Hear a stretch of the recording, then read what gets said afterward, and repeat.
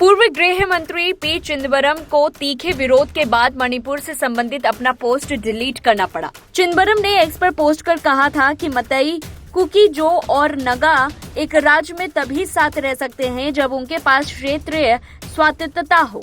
इस पोस्ट के बाद मणिपुर कांग्रेस के नेता और पूर्व सीएम ओकराम इबोबी सिंह ने इसका विरोध किया।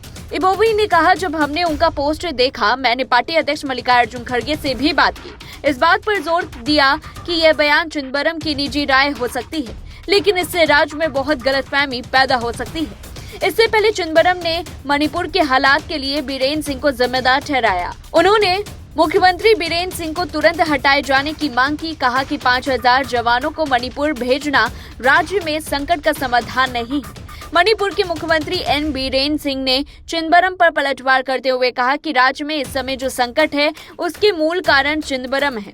उन्होंने कहा, कांग्रेस सरकार के समय नेताओं की अनदेखी के कारण हमें कुछ समस्याओं का सामना करना पड़ रहा है। चिदंबरम वर्तमान संकट का मूल कारण है। जब चिदंबरम तत्कालीन कांग्रेस सरकार में गृह मंत्री थे और ओकराम इबोबी सिंह मणिपुर के सीएम थे, तो वे म्यांमार के एक नागरिक थांगलियानपाऊ गुइटे को लाए थे। वह जेमी रीयूनिफिकेशन आर्मी का अध्यक्ष था, जो म्यांमार में प्रतिबंधित है। मणिपुर के सीएम ने कहा, चिदंबरम ने कभी भी पूर्वोत्तर के लोगों को परवाह नहीं की। राज्य में ये संकट म्यांमार से आए घुसपैठियों के कारण है। घुसपैठिए मणिपुर और पूर्वोत्तर के मूल निवासी पर हावी होने की कोशिश करते हैं। मणिपुर में जो समस्या है उसकी जड़ कांग्रेस है। वे इससे इतनी आसानी से पल्ला नहीं झाड़ सकते।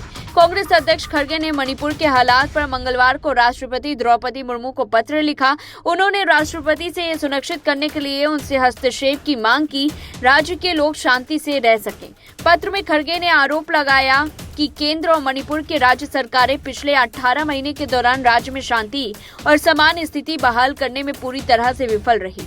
वहीं पूर्व केंद्रीय मंत्री पी चिदंबरम और उनके बेटे कार्ति चिदंबरम ने एयरसेल मैक्सिस डील के मनी लॉन्ड्रिंग से जुड़े मामले में ट्रायल कोर्ट की ओर से चार्जशीट पर संज्ञान लेने के आदेश की चुनौती दी। इसे लेकर दिल्ली हाईकोर्ट में याचिका दायर की गई है। जस्टिस मनोज कुमार ओरी की बेंच ने याचिका पर मंगलवार को आंशिक सुनवाई की और 20 नवंबर को भी सुनवाई करने का आदेश दिया। इस दौरान चिदंबरम की ओर से पेश वरिष्ठ वकील एन हरिहरन ने कहा कि ट्रायल कोर्ट ने अभियोजन चलाने की अनुमति मिले बिना ही चार्जशीट पर संज्ञान ले लिया था। पूर्व केंद्रीय मंत्री लोक सेवक थे। ऐसे में अपराध प्रक्रिया संहिता की धारा 197 के प्रावधानों के तहत अभियोजन चलाने के लिए अनुमति की जरूरत है। इसका विरोध करते हुए ईडी की ओर से पेश वकील ने कहा कि यह याचिका सुनवाई योग्य नहीं, क्योंकि इस पूरे मामले में अनुमति लेने की जरूरत नहीं है। उन्होंने कहा कि इस मामले में चिदंबरम के कार्य पर आरोप है जो उनके आधिकारिक काम से जुड़ा हुआ नहीं था। इस पूरे मामले में अभियोजन चलाने के लिए अनुमति लेने की जरूरत नहीं। सुनवाई के दौरान हाईकोर्ट को बताया गया